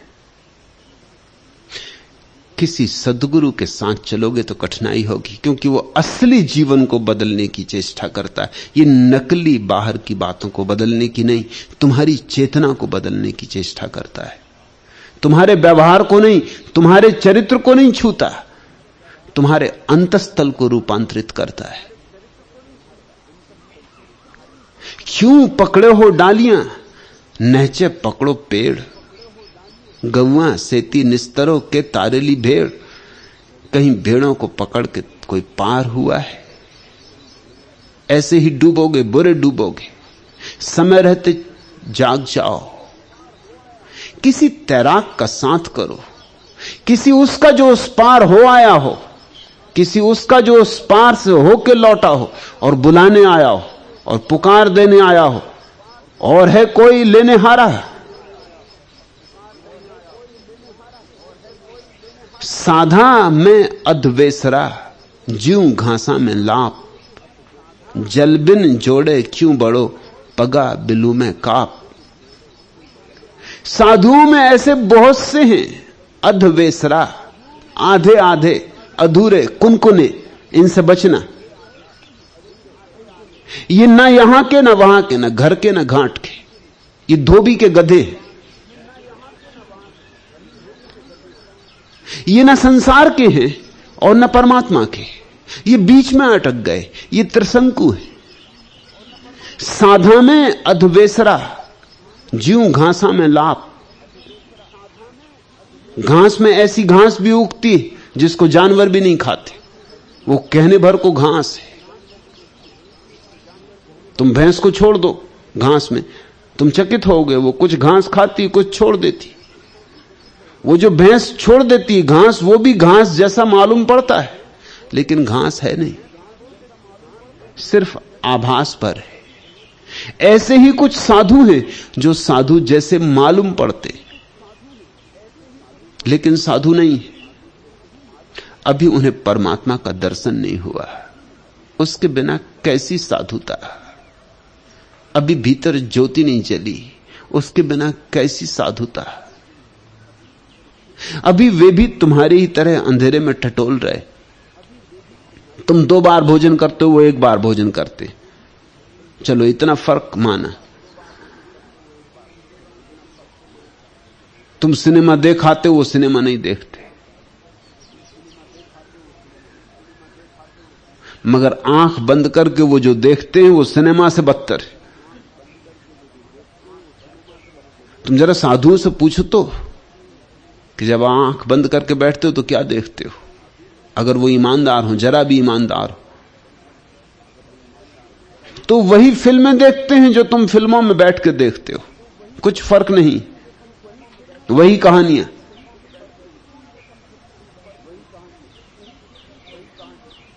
उनसे पूछो उनके सपने क्या हैं, और उनके सपने वैसे ही, शायद तुमसे भी ज्यादा भद्दे, बेहूदे। इसलिए साधु सोने तक से डरने लगते हैं, क्योंकि दिन में तो किसी तरह संभाले रखते हैं अपने को, मगर रात नींद में कैसे संभालेंगे। नींद में दिन भर का संभाला हुआ बांध टूट जाता है, सब संयम उखड़ जाता है। दिन भर ब्रह्मचर्य, रात सपने में काम वासना उभर आती। दिन भर त्याग तपश्चर्या, रात सपने में देखते हैं सम्राट हो गए। दिन से बिल्कुल उल्टा होता है रात का सपना। और मैं तुमसे इतना कहता हूं क्योंकि साधुओं ने मुझे निकट से कहा है, साधुओं को मैंने निकट से परखा है, जाना है, अवलोकन किया है। तुम्हारे सपने इतने रंगीन नहीं होते जितने साधुओं के होते। तुम्हारे सपने इतने रंगीन हो ही नहीं सकते। क्यों? किसी दिन उपवास करके देखो, तब रात में तुम्हें भोजन का मजा आएगा। तब रात में तुम्हें राजभोज, एकदम राजा का निमंत्रण। ना अब राजा हैं न राजभोज होते, मगर निमंत्रण तुम्हें राजा का मिलेगा। तुम्हारे नासापुट सपने में सुस्वादु भोजन की गंध से भर जाएंगे। तुमने कहानियों में पढ़े 56 प्रकार के व्यंजन, वो सब तुम सपने में करोगे। अगर रूखी सूखी रोटी दिन में खाली होती तो यह सपना नहीं आता, जरूरत ही ना रहती। रूखी सूखी रोटी भी शरीर की तृप्ति कर जाती, लेकिन शरीर तरफ रहा है, बेचैन हो रहा है, प्यास से भरा है, तो सपना पैदा होता है। सपना तुम जो भी दबाते हो उसी की अभिव्यक्ति है। और चूंकि तुम्हारे साधु सर्वाधिक दबाते हैं, उनके सपने बहुत रंगीन होते।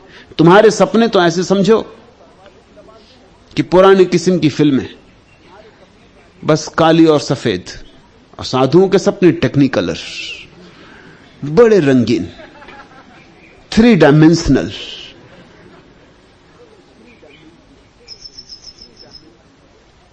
तुमने जो ये कहानियां पढ़ी हैं कि ऋषि मुनियों को सताने के लिए इंद्र अप्सराएं भेजता है, न कहीं कोई इंद्र है न कहीं कोई अप्सराएं। और किसी को क्या पड़ी कि इन बेचारे गरीब ऋषि मुनियों को जो बैठे अपने झाड़ के नीचे, न किसी को सता रहे न किसी को परेशान कर रहे, जो सूख रहे सिर्फ अपने झाड़ों के नीचे बैठे, आत्महत्या कर रहे जो झाड़ों के नीचे बैठे, इनको सताने के लिए अप्सराएं भेजे। किसको पड़ी? अप्सराएं खोजे खोजे से नहीं मिलती,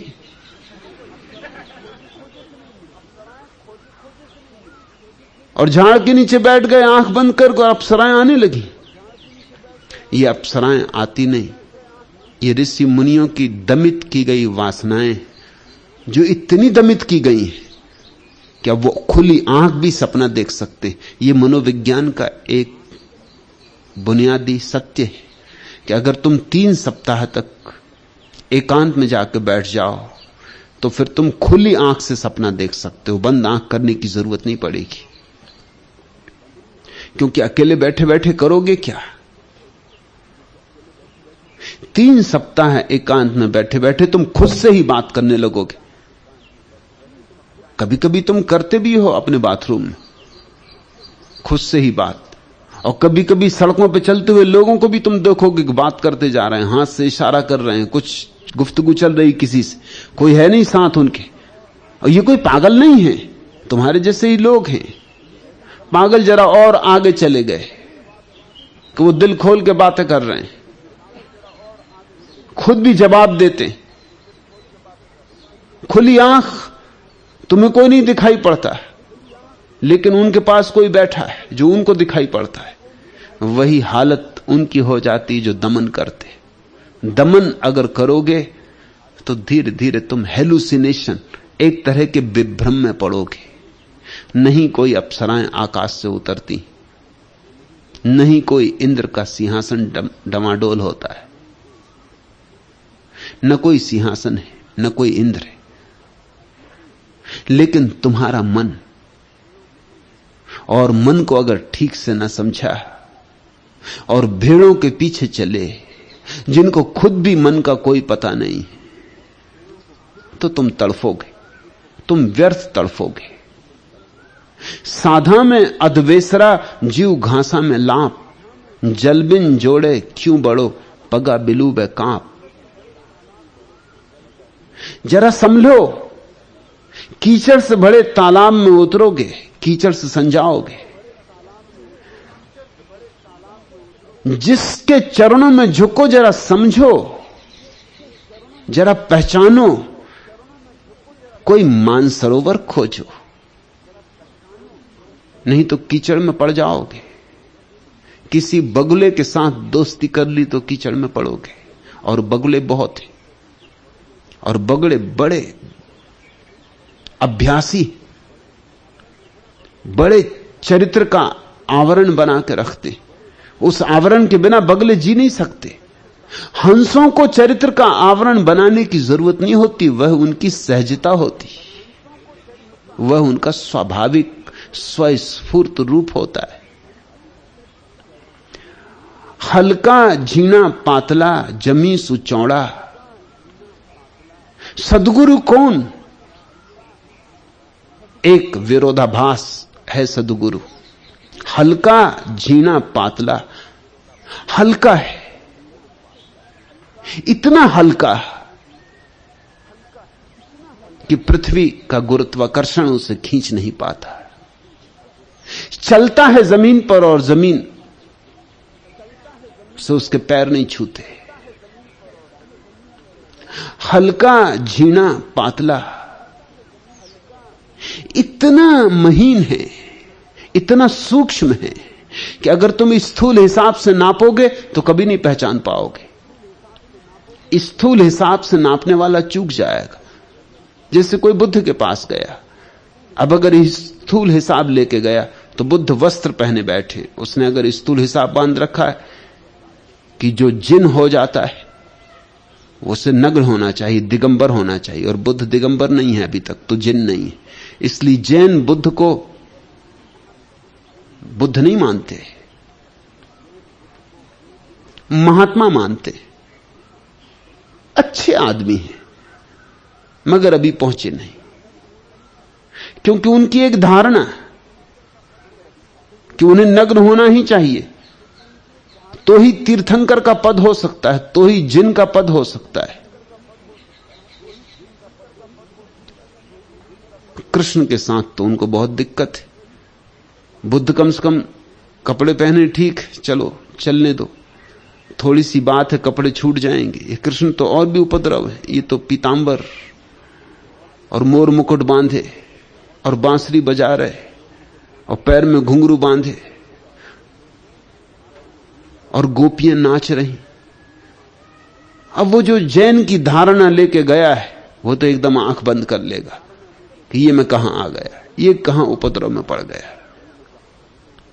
अगर तुमने स्थूल धारणाएं बना ली तुम कठिनाई में पड़ जाओगे। ऐसा ही उसके साथ होगा जिसने कृष्ण को ही धारणा बना ली।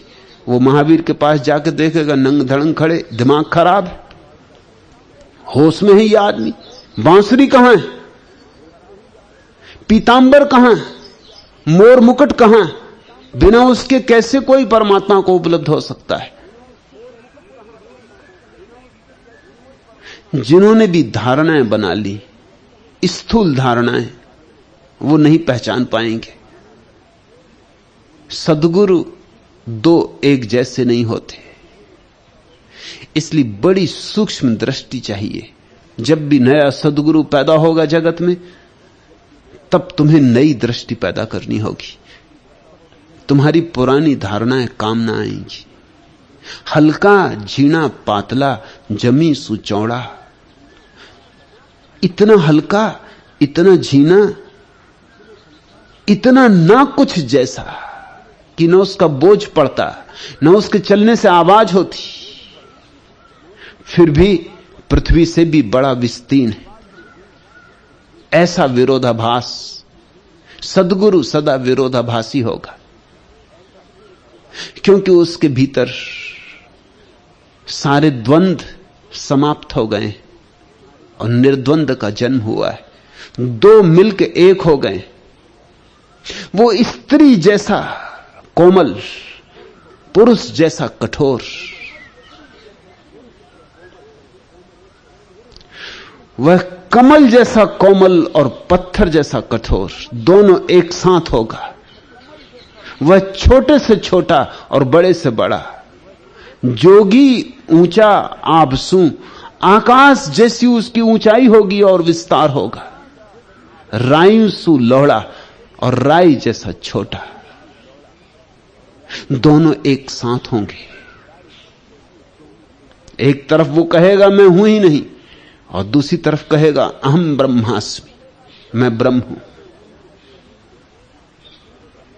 एक तरफ कहेगा मेरा मुझ में कुछ नहीं, और दूसरी तरफ घोषणा करेगा अनल हक, मैं ही सत्य हूं, मैं ही द्वार हूं परमात्मा का, मैं ही मार्ग हूं।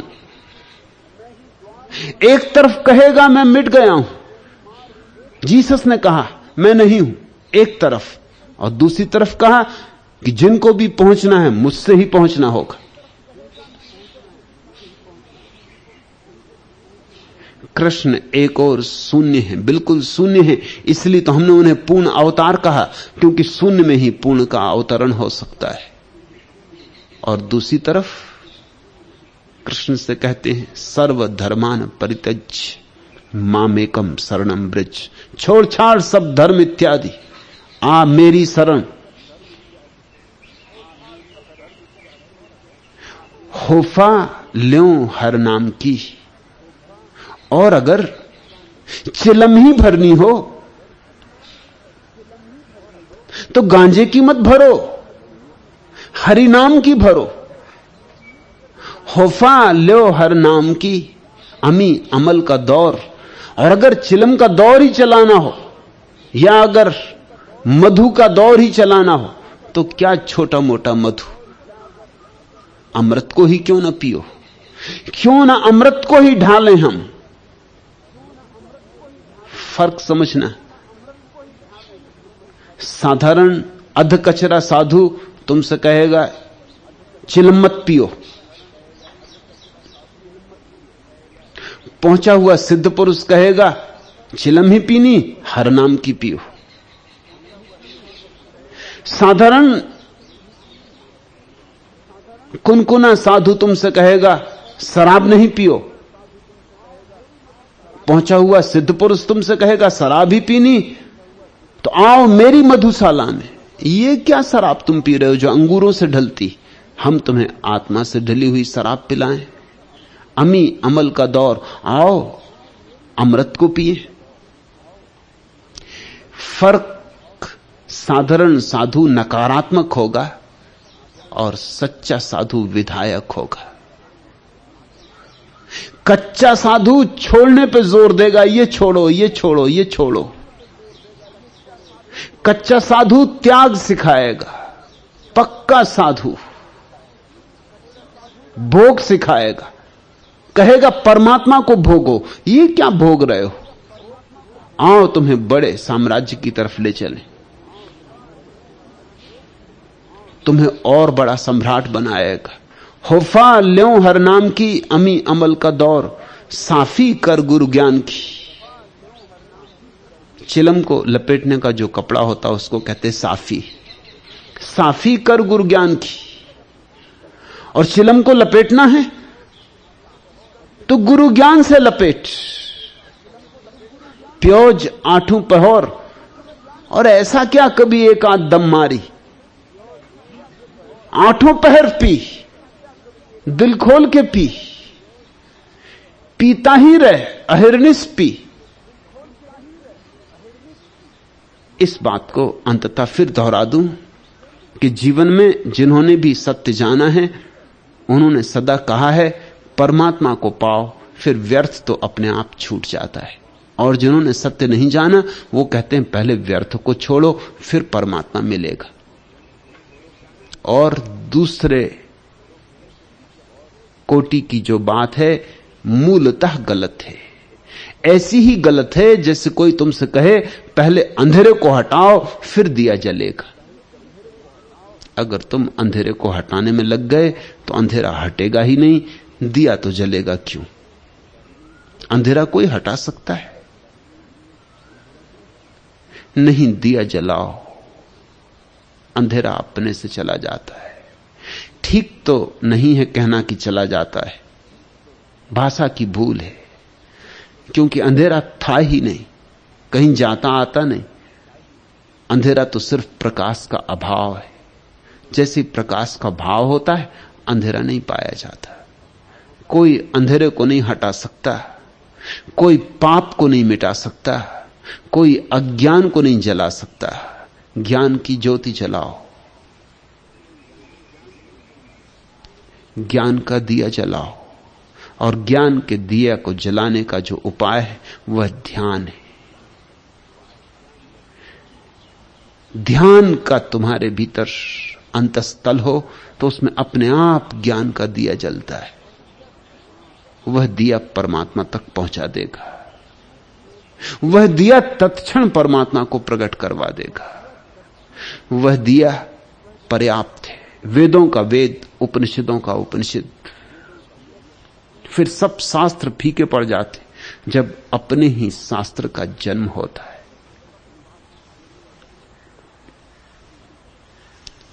आज इतना ही।